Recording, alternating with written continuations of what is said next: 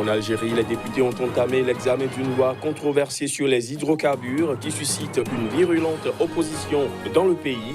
Un texte accusé de brader la principale richesse nationale aux multinationales. Les Mauriciens sont appelés à voter ce jeudi pour un scrutin législatif qui doit permettre au Premier ministre sortant Pravind Jugnot d'obtenir la légitimité populaire qui lui faisait défaut. On en parle dans cette édition. Et puis une nouvelle réplique de Donald Trump à la procédure de destitution qui le vise. Le président américain accuse les médias et les démocrates d'avoir lancé une attaque honteuse contre les États-Unis.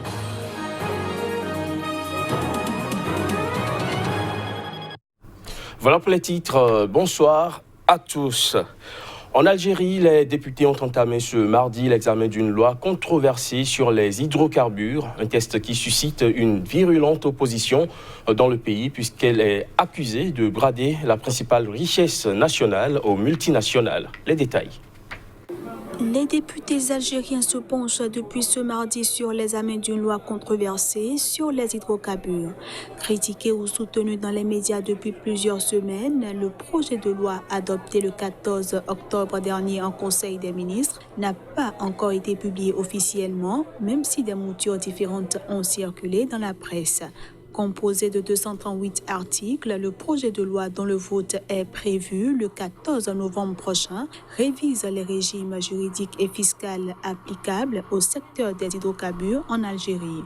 Selon les observateurs, cette nouvelle loi vise à assouplir un cadre juridique et fiscal extrêmement contraignant et très peu incitatif qui a détourné les investisseurs étrangers de l'Algérie dans un contexte de déclin quasi ininterrompu de la production nationale d'hydrocarbures et de prix bas depuis une quinzaine d'années.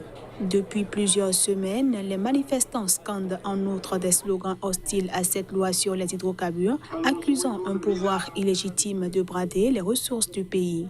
Plusieurs milliers de personnes, notamment des étudiants qui manifestent chaque semaine à Alger contre le régime, se sont rassemblés quelques minutes ce mardi devant le siège du Parlement pour manifester contre cette loi.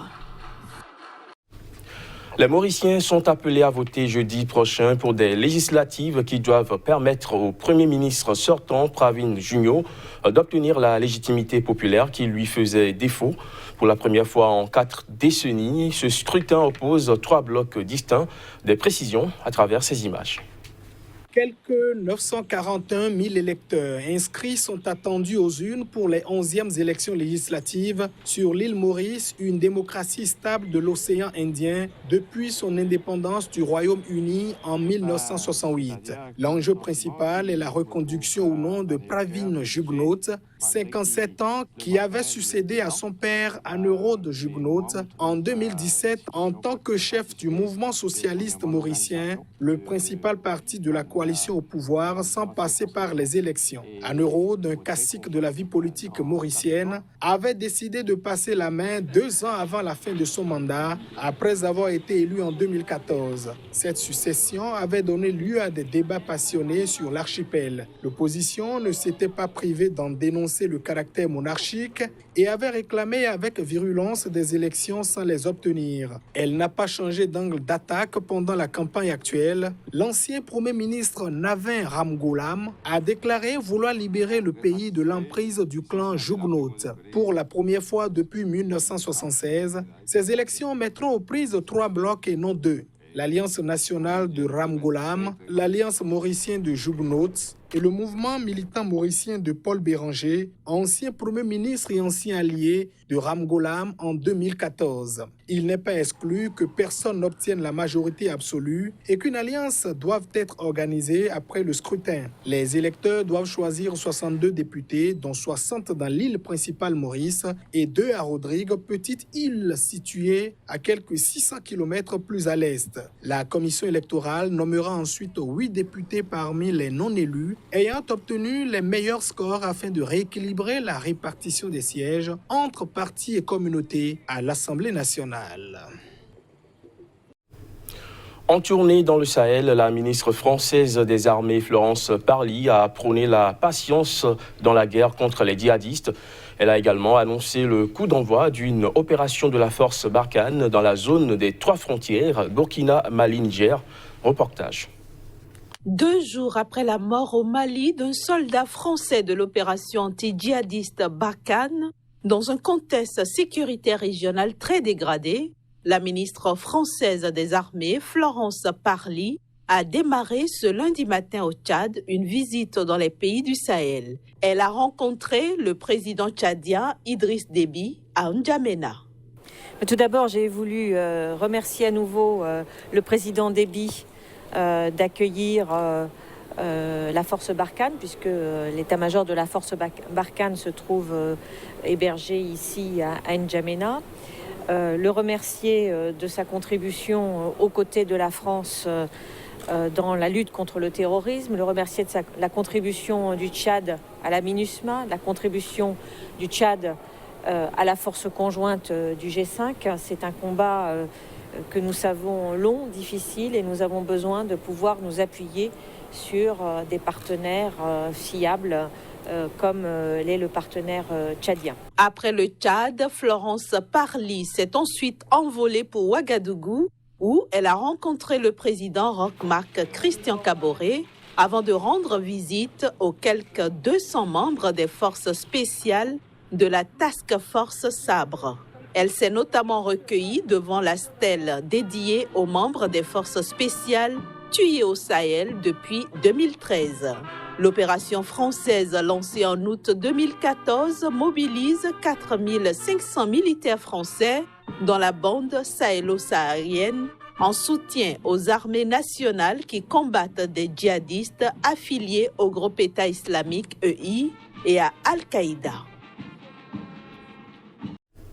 Lors d'une conférence de presse à Ouagadougou, la ministre française des Armées a salué les progrès réalisés par les forces du Burkina Faso et les forces de l'opération Barkhane. Elle a notamment déclaré que la lutte contre le terrorisme dans la région du Sahel est un combat de longue haleine. On écoute.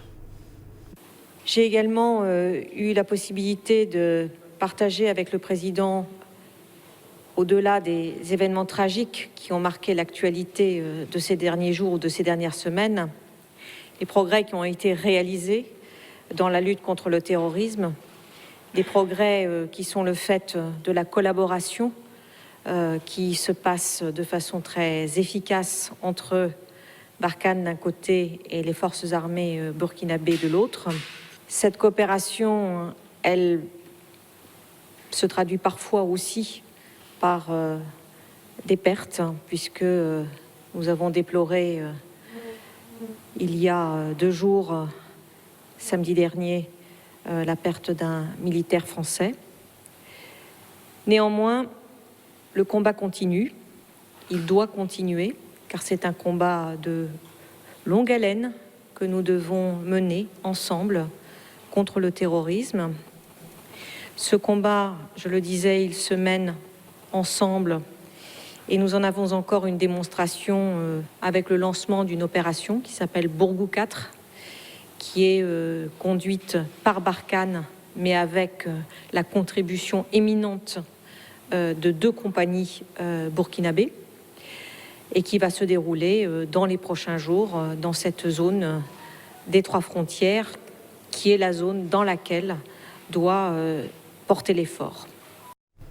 Alors que la ministre française des Armées effectuait cette visite à Ouagadougou, 5 gendarmes et au moins 5 civils ont été tués lundi matin lors d'une attaque contre le détachement de gendarmerie de Orsi dans le nord du Burkina Faso, près de la frontière malienne. Selon une source sécuritaire, l'attaque a été menée par plusieurs dizaines d'individus armés vers 3 heures GMT. Après plusieurs heures d'échange de tirs, les assaillants ont réussi à pénétrer dans le camp. Selon une autre source sécuritaire, au moins 5 civils, des travailleurs d'une société privée, ont été également tués. Et des assaillants ont aussi emporté un important stock d'armement et incendié divers matériels, selon plusieurs autres sources concordantes. La deuxième édition du Forum francophone de partage de bonnes pratiques sur les droits en santé sexuelle et reproductive s'est ouverte ce lundi à Cotonou, la capitale économique du Bénin. Organisée par le mouvement d'action des jeunes avec le soutien financier de l'ambassade du Royaume des Pays-Bas, ce forum réunit les adolescents et jeunes d'une quinzaine de pays d'Afrique francophone. Reportage Candice Desboué. Santé, droits sexuels et reproductifs des adolescents et jeunes, une priorité des gouvernements en Afrique. C'est autour de ce thème que s'est tenue la deuxième édition du Forum francophone de partage de bonnes pratiques sur les droits en santé sexuelle et reproductive. Le dit forum est une initiative de Jeunes pour les jeunes et regroupant les organisations de jeunes et de femmes d'Afrique de l'Ouest francophone, centrale et australe militant pour les questions de droits et de santé sexuelle et reproductive pour adolescents et jeunes en Afrique. Il se veut un forum inclusif prenant en compte les aspirations des organisations de jeunes et de femmes pour mieux répondre aux défis liés aux questions de santé et de reproduction. Les droits sexuels sont une composante des droits humains, lesquels contribuent à la liberté, à l'égalité, à la dignité de chacun. Il ne peut être ignoré dans le circuit de vie de tout être.